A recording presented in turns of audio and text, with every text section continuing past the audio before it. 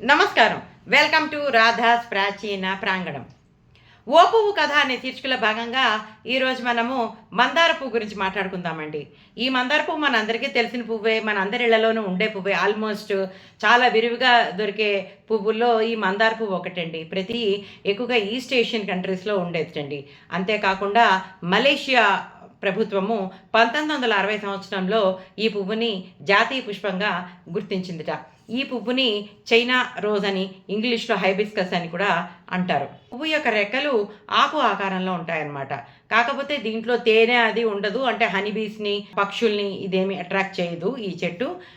ఈ మందార పువ్వు రకరకాల కలర్స్లో కూడా మనకు దొరుకుతుందండి. తెలుపు, ఎరుపు, పసుపు, నారింజ, అలాగే రెండు కలర్స్ మిక్స్ అయిపోయి కూడా దొరుకుతుంది. అంటే డబల్ కలర్స్లో ఇట్లా రకరకాల రంగుల్లో దొరుకుతుందండి.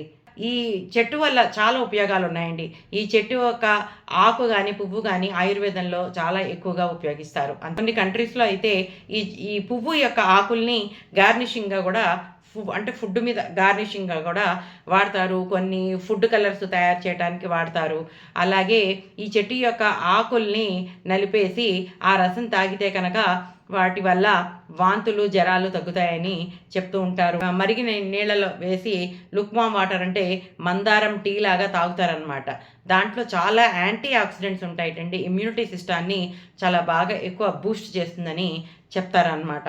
మందార నూనె, మందార షాంపూ, మళ్ళీ కండిషనరు ఇవన్నీ కూడా ఇప్పుడు మార్కెట్లోకి వచ్చేసాయి. మందారం బేస్ మీద చాలా హెయిర్ గ్రోత్ ప్రోడక్ట్స్ చాలా వచ్చేసాయి. మనం కూడా ఇంట్లో ఈ మందారాకుల్ని కోసి కనుక కుంకుడుకాయలో వేసేసి ఆ రసాన్ని తలకు పట్టిస్తే జుట్టు చాలా బాగా ఒత్తుగా అందంగా పెరుగుతుందని చెప్తూ ఉంటారు. అంతేకాకుండా ఈ మందార పువ్వులను ఎండబెట్టి పొడి చేసి దీన్ని నూనెలో మరగకాచి ఫిల్టర్ చేసేసి ఆ మందార నూనెని ఇంట్లో ఆర్గానిక్గా వాడుకుంటే జుట్టు నల్లబడుతుందని, తొందరగా తెల్లబడదని కూడా చెప్తూ ఉంటారండి. ఈ మందార చెట్టు వల్ల చాలా లాభాలు ఉన్నాయి.